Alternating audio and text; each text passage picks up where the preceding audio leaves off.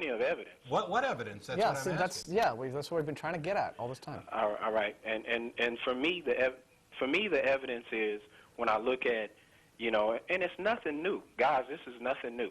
When I look at the earth, when I look at creation, when I look at the beauty of creation, when I look at the creativity of a zebra who has stripes that are they're like fingerprints. No zebra has the same stripes. When I look at that intricate creativity, it points to an intelligent creator. Okay, here we go. Yeah. So when you look at the birds, look at the trees. And so you don't think that this is anything that could have possibly occurred by natural? No.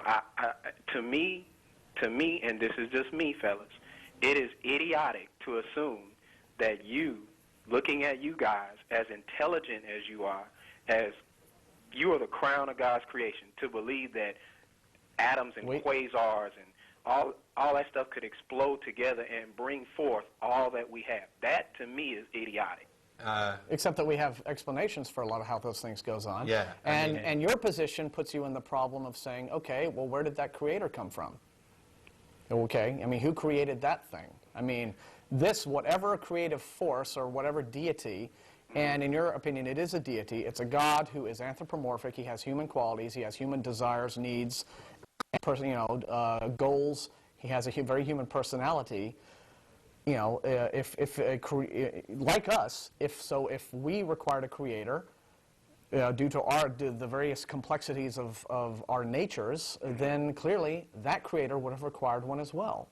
So what created that creator? Right. So and also, I mean, there's the absurdity of, I mean, I don't think, you know, this is a problem for everybody, including myself. We are really bad about grasping vastness.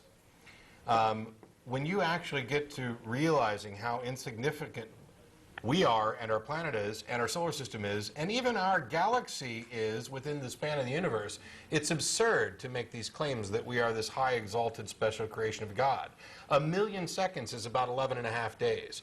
1 billion seconds, and all we did was change the M to a B, is about 32 years. And 1 trillion, I mean, that's just one step further, is about 32,000 years. Right. These are things that people don't really grasp because it's million, billion, trillion. It's like they're just numbers at that our point. deficit's only 10 trillion. Right. Well, would you rather be in jail for 11.5 days or for 32,000 years? Right.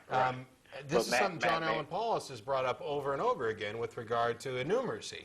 I see what you're saying, and I think that what you're doing is what we talked about earlier. You want to make the universe comprehensible by projecting yourself, your humanity, upon it. It's what people have been doing for millennia. There's nothing really new about that. I mean, I understand that, but yeah. I could also tell you and turn around and say the opposite to you, that you're trying to do the opposite. And then we just go yes, I'm trying to do the opposite. Yes, I'm trying to do the opposite because I don't think the universe is about me. I'm trying to do the exact opposite. I'm trying to factually figure out what answer is most likely correct, and I am not going to be accepting answers that don't have evidence and reason to support them. Okay. And I'm not going to be accepting answers that simply flatter my sense of need. Faith is not a useful tool for discerning truth. I say this. I say that man is the cherry on top of God's creation. And the reason why I say that is because you and I, we can think, we have a will, we can do things that your dog can't do, your cow can't do. That's why I say that we are the prize of God's creation, because we're the only ones that can interact with God on the level that He How do you know? How do you know? Yeah. Because I'm doing it. What about the rest of the universe besides our pale blue dot? Yeah, now, I mean, how do we know that there isn't other life out there that is higher than us? What makes you think that we're the pinnacle of anything? And if you do think we're the pinnacle of anything, then you're agreeing with me that the rest of the universe was essentially created for us. We're the pinnacle. I agree. Okay. Well, then I think that you're doing what I described. You think the universe is about us, about you, and you are projecting yourself upon it. You take to comprehend it.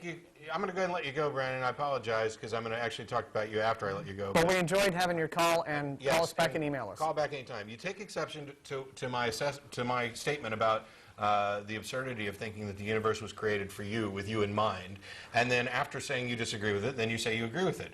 You accuse us of misrepresenting representing Christianity and then lying by saying that Jesus sends people to hell for not loving him. And then when pressed, the fact of the matter is you believe Jesus is God, God sends people to hell, God sends people to hell for sins, and the greatest sin of all is not loving him. So I was right in the first place. Yeah, I mean, If you'd actually listen to what I say Yeah. and concentrate on the objections that are being raised and not try to color them with the glasses of faith, that's where my particular pursuit of defending Christianity took a turn.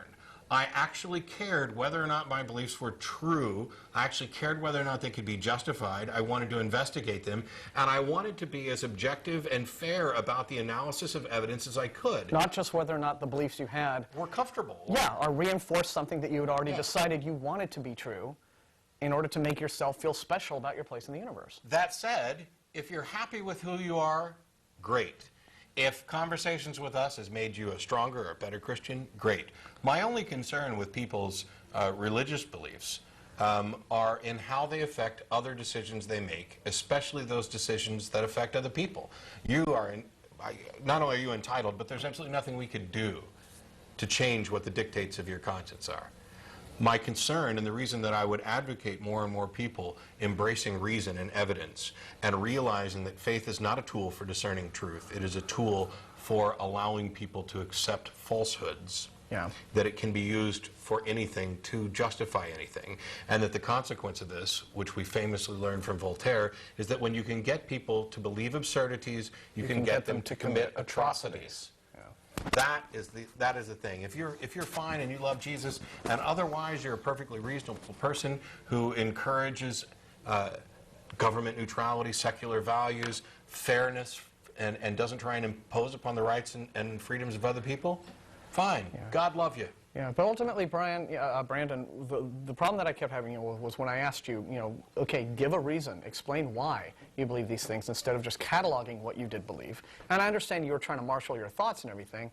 We never really got an answer from you above and beyond a rather verbose, long-winded explanation that you believe this stuff basically because you wanted to. So yeah, feel free to call back. Put it in an email if you want. I'd be happy to talk to you. That seemed to me like your reason. It's just this is what you preferred to believe because it made you feel better about lots of stuff in your life.